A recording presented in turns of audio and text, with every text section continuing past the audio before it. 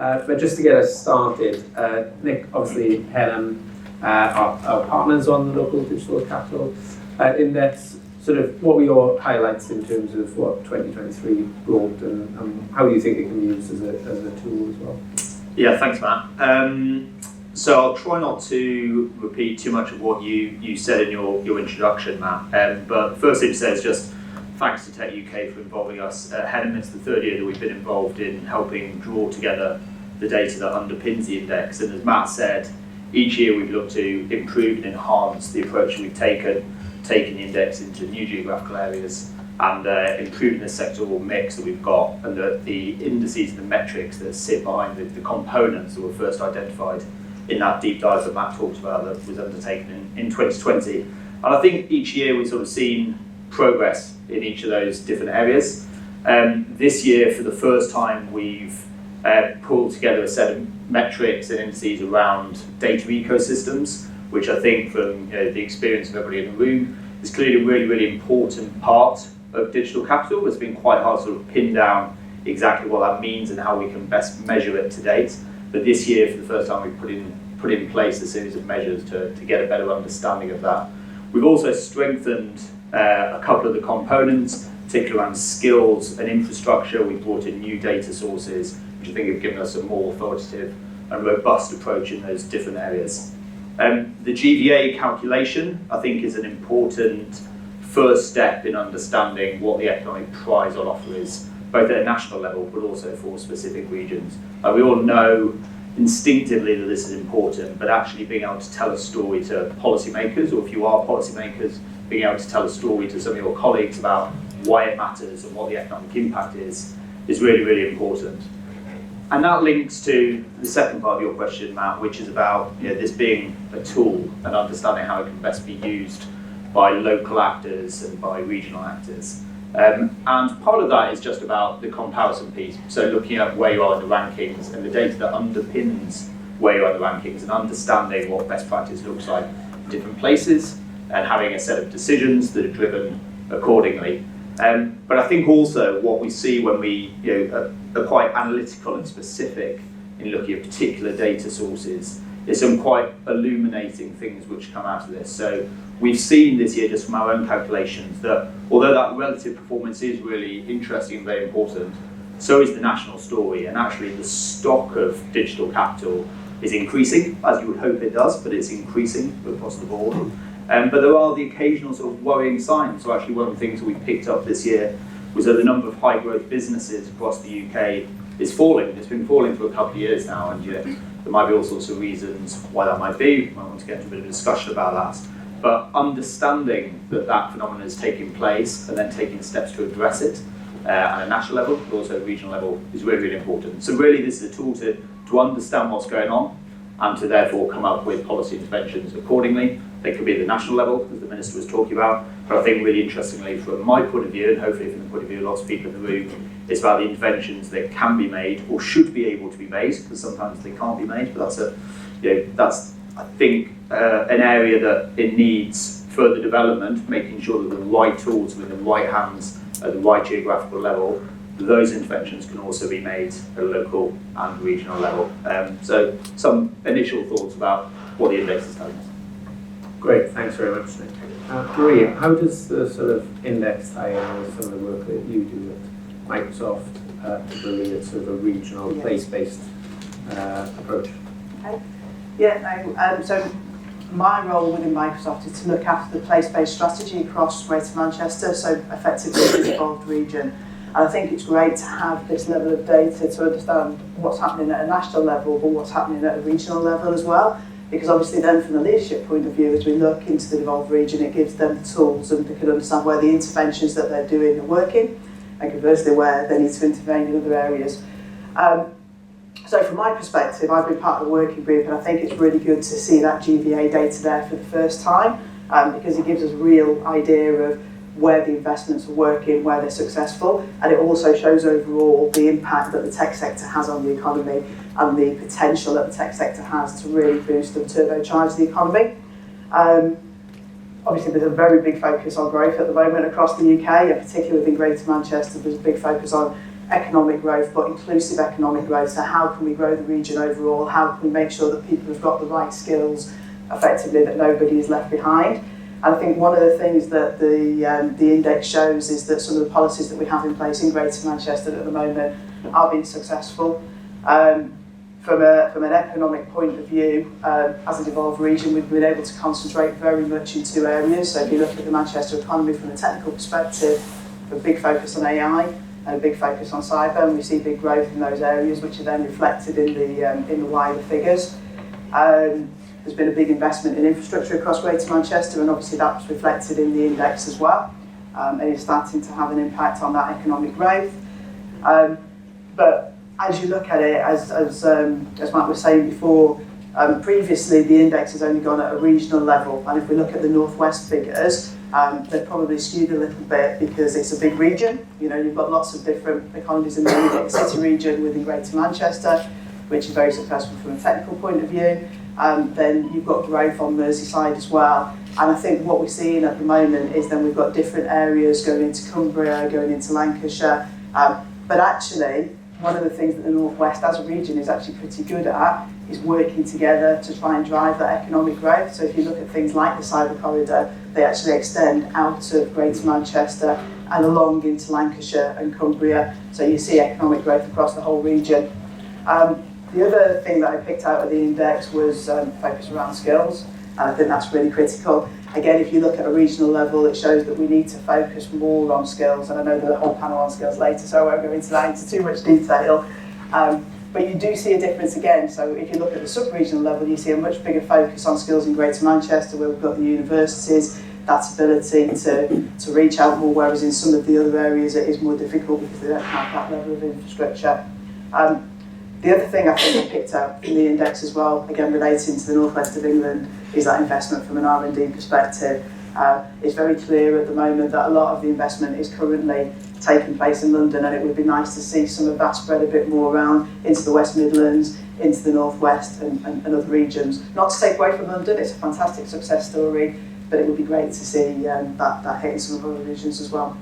Great, thanks very much. Rochelle, you were obviously working in a local authority. Sort of, how does this sort of dovetail into some of your work? How does it help drive some of your work, and also what Leeds do in some of these areas? So I love to get a new report. It's quite exciting, isn't it, when you get to sort of pour over it. And to be honest, this one was quite a stark, you know, a bit of a reality check. The numbers are tough to read for a city region like West Yorkshire and Yorkshire and Humber. There's a lot to do, and it really makes you sort of, you know, focus your sort of your stakeholder group and think very carefully about what you're doing and why you're doing it and whether you're actually making the traction you've got to make. It's less about the rankings for me. It's more about, you know, at a place, we talk about place-based level, but for Leeds, that means how does Leeds operate within West Yorkshire, within Yorkshire and Humber, and how can we use that as an advantage as a city to drive that progress forward. So I think, you know, whilst we're looking at that regional perspective, you've got to remember the sort of the economic dynamics in Hull and Humberside is very different from Yorkshire. Within Yorkshire, it's very different from West Yorkshire, South Yorkshire. So we've really got to sort of be honest with ourselves about what the data's saying and how we really turn that into real insight. And, you know, if we're talking about evidence-led policy, you know, have we got the skill sets within the local authorities to and across the regions to turn that into real policy and real action? So I think that points to its capability in terms of understanding the data, the implications of that data within the context of your place, but actually that practical experience of, you know, what you've done and what's worked and what's not, and how you're bringing the tech sector along to inform that and co-develop that, and that really is the game changer to sort of work together on that. In Leeds, I think we're hopefully taking a forward view of what we do to strengthen that ecosystem. So the data can tell us about the past, and we've gone through some history, haven't we? The last 3 years have been extraordinary. But what does that tell us about the future and how we're sort of pointing ahead? So whilst I'm really interested in that data, I'm really interested, perhaps more interested because of my role in innovation, is what is the opportunity going ahead and how do we sort of position ourselves well for 5 years, for 10 years. I think the opportunities for Leeds, you know, we're trying to sort of have that long-term plan and lever in the sort of opportunities of funding to help sort of accelerate those when we can. It's not easy, you know, here as much as anywhere else for local councils, very constrained with, you know, our budgets, a lot to do already. So when it comes to sort of taking an agenda like innovation and technology and really thinking about how we sort of drive that forward in terms of adoption, i.e., you know, in our sort of main economy, which is usually very diverse. Let's face it, West Midlands is no different from Leeds when we sort of look at our economy. Actually, Leeds is even more challenged because we don't have that strength of one sector as you've had in this economy. The automotive sort of really sort of powering through and keeping that R&D alive. It's much more difficult in other cities, and really sort of understanding what you've got and how you sort of, you know, focus on building that long-term ecosystem, and that includes the forward skills and future talent that you need in the future, as well as how you're going to sort of drive forward that adoption across all your industries. For us, health is really important because of the NHS and that driver of innovation. But let's face it, they haven't got the cash to invest in R&D as perhaps the automotive sector. So it really is challenging. And I think, whilst I'm alive to the challenges, I'm excited about the opportunities. Brilliant, thank you very much. I'm going to give you all fair warning that I've got another question and then I'm going to come to you. I wouldn't start picking on people that I sort of see in my eye line, but it'd be useful if you could just put your hands up, because otherwise you might be the person I pick on. So we've got a couple of roving mics as well that will come around as well. But to give you that little bit more time to think of questions for our great panel. A big addition, as you said, Nick, and as others have commented on, was that addition of GBA, and part of that was because people will come into us saying, actually, if I'm going to design an intervention around some of this data, GBA is a big sort of policy driver when we take that internally. That link is really clear from the report between the strength of your local digital capital and your local economy. I guess sort of how can we go out and encourage people to take advantage of the opportunities that are out there, or what are those barriers that are sort of stopping us doing so today when we're talking about those policy interventions? Who wants to take that first? Yeah, I'll carry on, and then I'll pass it back very quickly. I mean, it was really good to see that. That was really useful because it focuses everybody's attention, doesn't it? Imagine what's possible, you know, if we really sort of looked at this differently.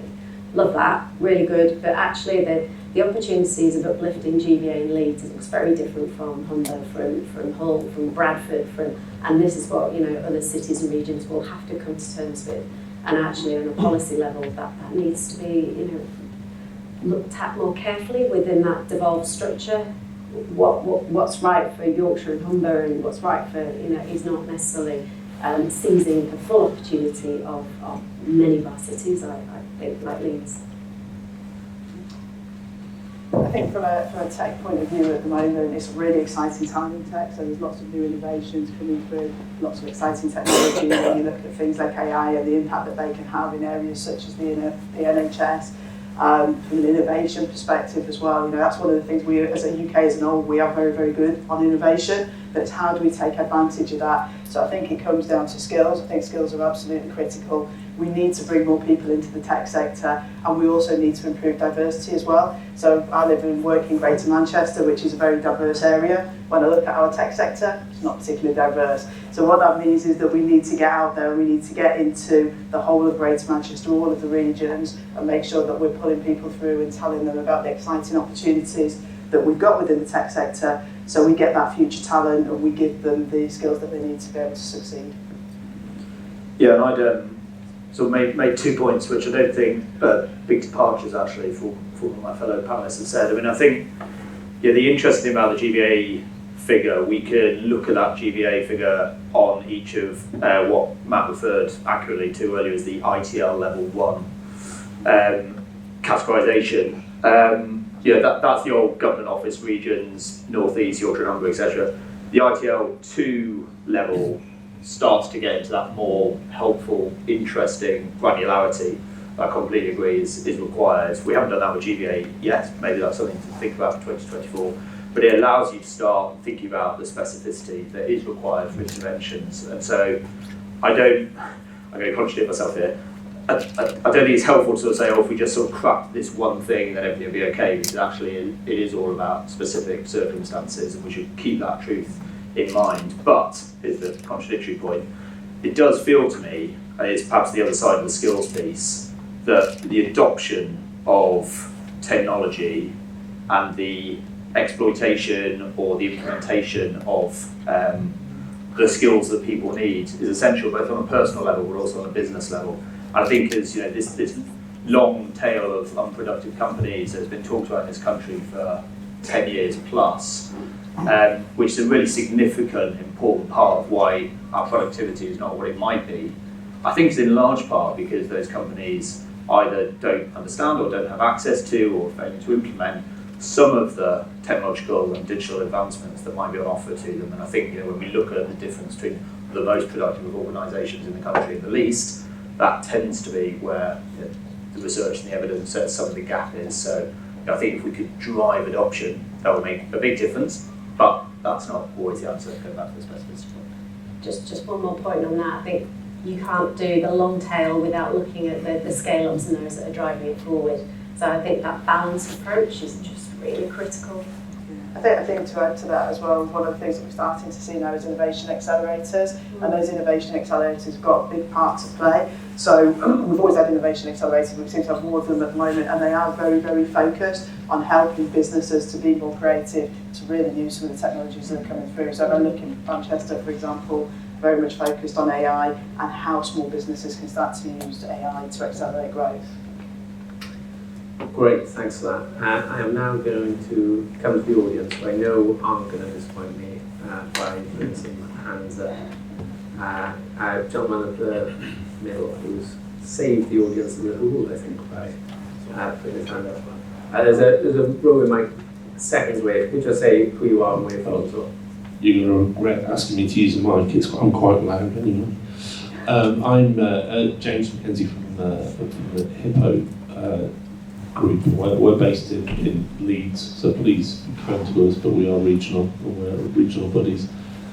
What strikes me is that there's a lot of conversation here about what the individual, either government bodies or businesses based in the region can do to help. I'd be really interested in the view of what central government can do better, because I look at it in a couple of angles. We've got lots of opportunities for very skilled people and struggle to recruit, struggle to get the right skill level, but also at the same time we look at things like the government procurement process, which tends to be centralising and focusing towards the southeast because of those large scale centralisations. If we just leave it to the regional governments or devolved authorities or whatever, that's not going to be enough. What can the government and central government be doing differently? It's a shame Paul Scully's not in the room anymore, but what could they be doing differently to help us in the regions? Great. I think fantastic question. I'm going to resist the temptation as chair to sort of answer in terms of what the recommendations that we put into the index too much, but who wants to take that from the panel? You go. Well, I think we'll all have probably slightly different responses, but I don't think this quite gets to the heart of what you're actually asking about, James, but I just think it's a really important part of what Matt was talking about earlier and the recommendations, which is just the availability of data. And it's a bit self-serving to say this because we're there trying to find the data which underpins the findings and we can all then try to act on. But this isn't a criticism of our work as an organisation. The data's not good enough, actually. And so in various different areas we're struggling to tell the story that we want to tell. Sometimes it's like intuitive, we sort of feel like we know what's happening, but the data's not there, things aren't measured, or where they are measured, it's not publicly available, or it's not consistent. And so there's a real issue for us as the company that's doing the data, but that's the real point. The real point is that for policymakers, whether at a national level or at a local and regional level, there's not always the material that you need to make informed decisions about what can make a difference, whether that's on procurement, whether it's about policy intervention on skills or anything else. So, my number one clarion call coming off the back of this is just that if people who are able to assimilate and produce data could sort of join in the campaign crusade, that would be really, really important. And my colleagues who are here in the room, James and Anna, who've done all the heavy lifting on this, so all the credit is theirs, not mine. They're talking now to people in the Open Data Institute, in central government, at 𝗕𝗂𝗰𝗵𝗨𝗞, in the Cabinet Office, to talk about what improvements can be made so that we have the material and the evidence we need to make more informed decisions, which doesn't quite answer your question, but it's sort of where I come from. It's great to see you, James. Hi. 𝗕𝗂𝗶𝗹𝗀𝗶 are just a fantastic example of a company that's grown and alongside despite the headwinds and taken that opportunity. One of the examples that is driving that sort of growth in tech highs in our city. We've seen that growth 6 to 7% in the last 2 years. I think it's companies like yours. When I was talking about that focus on the long term, we need to focus on companies like yours. What conditions do you need around you to really drive that forward? Unlocking government contracts and in terms of procurement. Why is that still so high? Why are we still talking about it? What is it that can change that dynamic, whether it's in the NHS or central government? And then, we talk about R&D tax. We talk about the same things, don't we? But I think there's time for some really new thinking.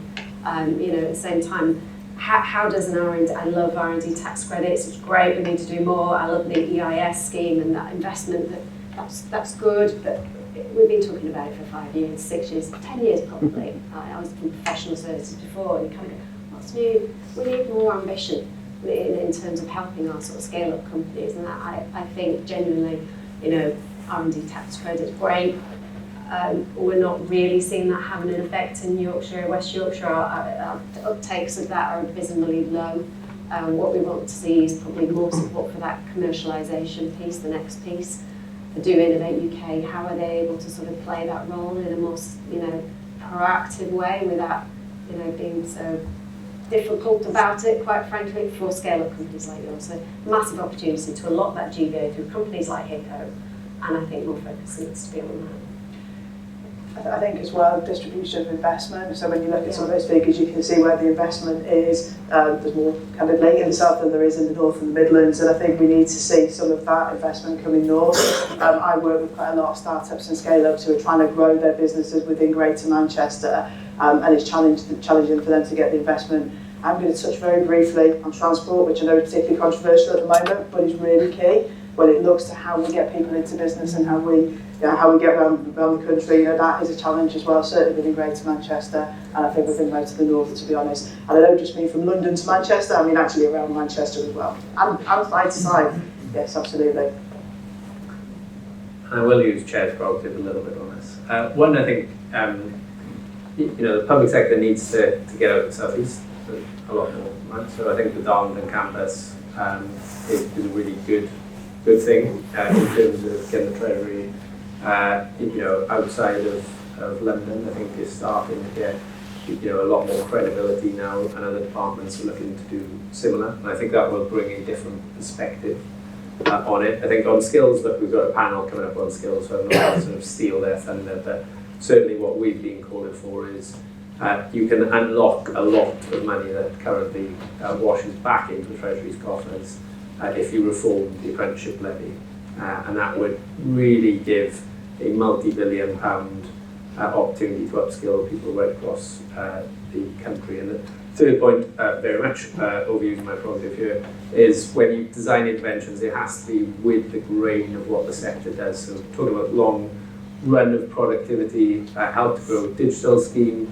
was meant to try to address that. There was a target to get 100,000 SMEs in terms of giving them greater access to HR, e-commerce products. I think take up in the end when it closed was 900.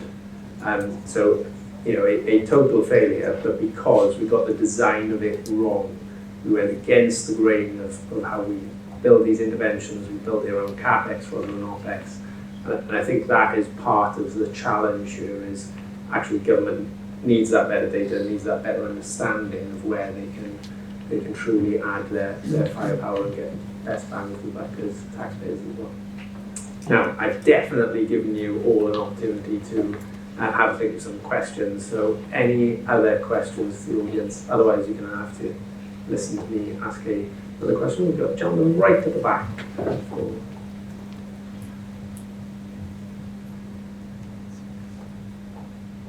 Hello, my name is 𝗕𝗂𝗶𝗹𝗱𝗶, and my question is, if you'd like to change anything about the tech field, what would it be and why?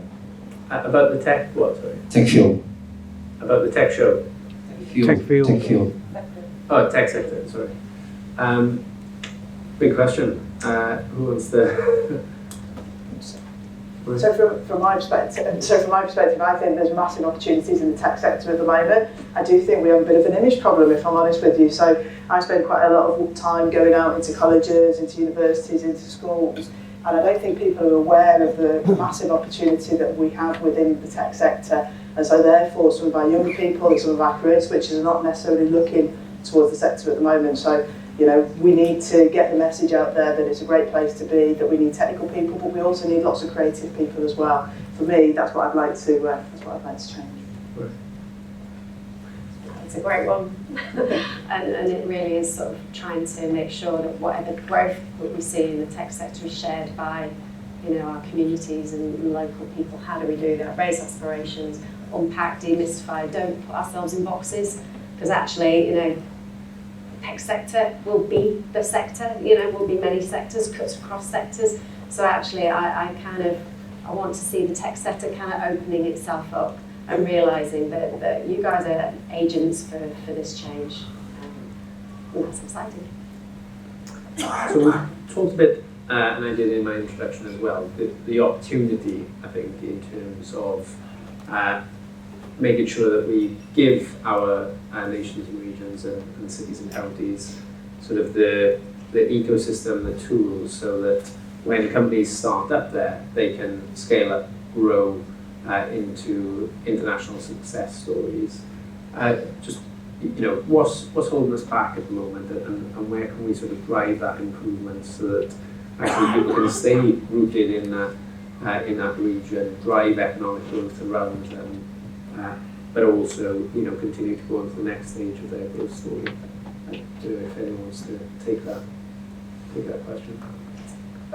Yeah, I'll kick off. I mean, I think it's broadly aligns with something we've been talking about, which is that it's specific to a local area. So broad brush answers will only get you so far in answering that question. And I think the story of the index and the story of the data that underpins the index is that, you know, there are different relative strengths and weaknesses in different places, and they need to be addressed to try to no longer hold back those companies and those organisations with the most potential. Now, there's probably some broad brush lessons we can learn. I think the piece around skills and adoption is really, really important. I think the finance mix is clearly too greatly weighted to London and the South East, particularly when it comes to public sector finance.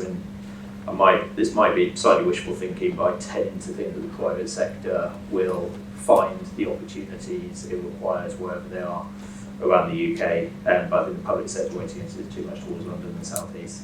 But I would just reiterate that, you know, that you're going to struggle to have one answer to that question, and it sort of underpins the whole point of the index, which is that there's different stories in different places, and, you know, it takes time and careful scrutiny and attention to understand what the lessons are for each individual place. Yeah.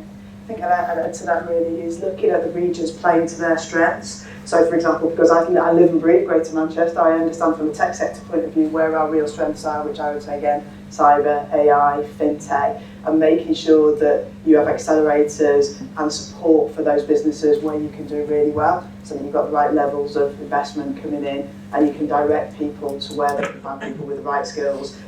So within Greater Manchester at the moment, through devolution this time around, there's an opportunity to take control of post-16 skills, and actually again that will help to direct people to where the opportunities are within our economy. So I think that would be quite effective.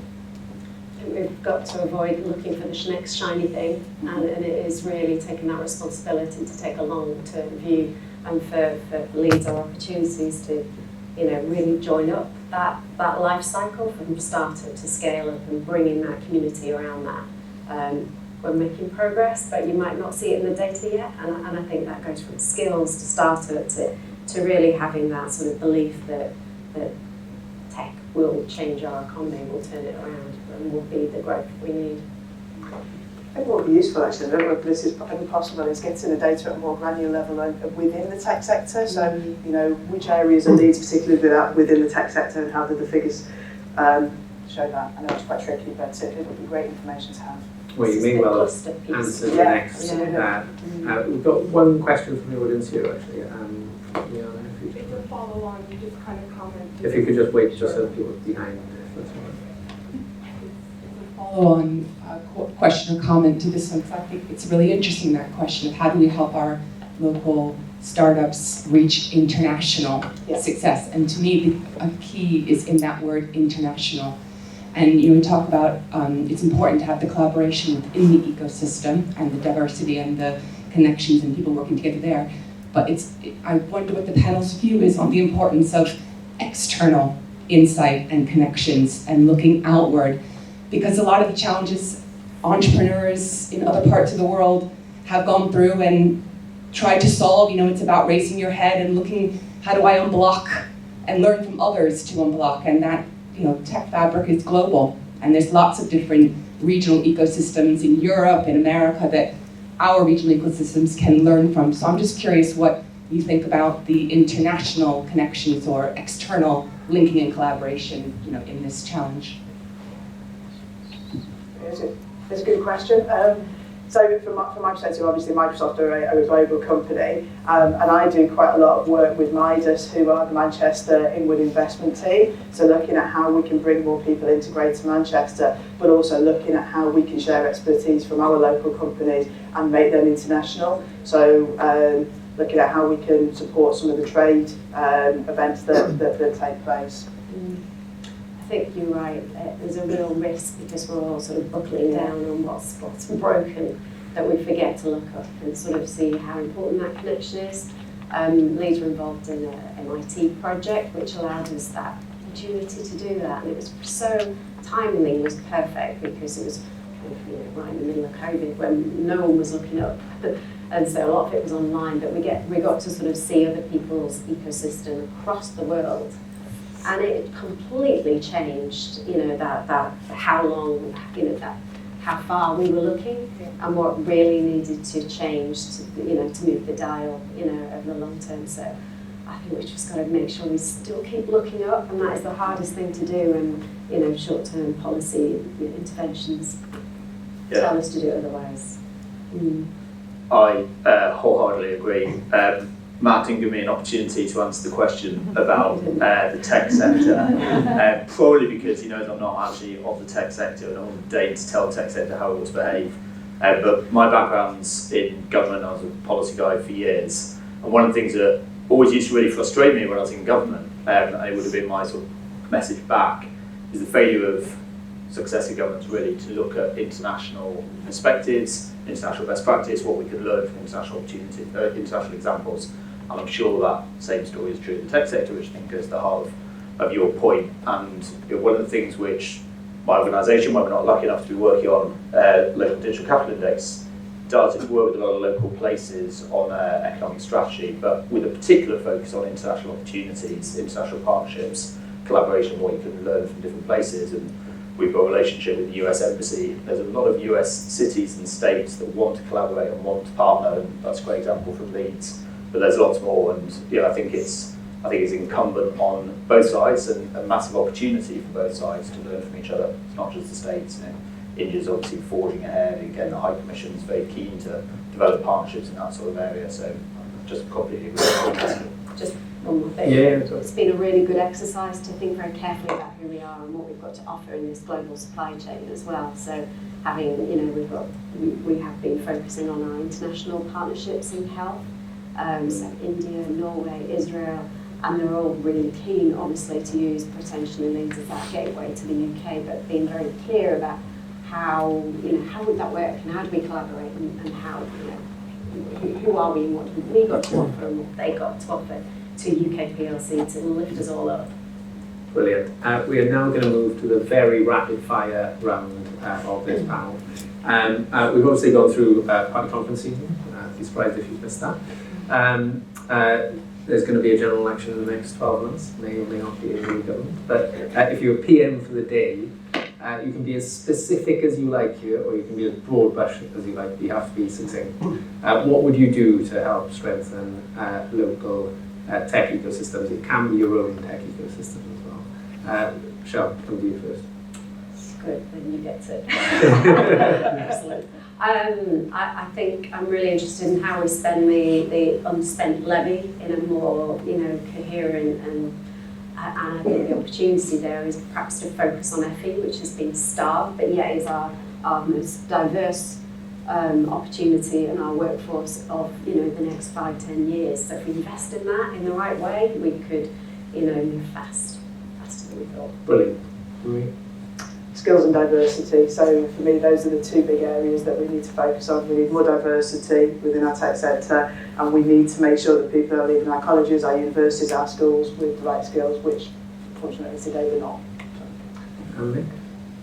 Well, my answer is sort of both specific and general, and it would be a sort of call for more devolution. I think the point about local places understanding their local areas best is absolutely right and well made. And so understanding the interventions that need to be made at the local level, important.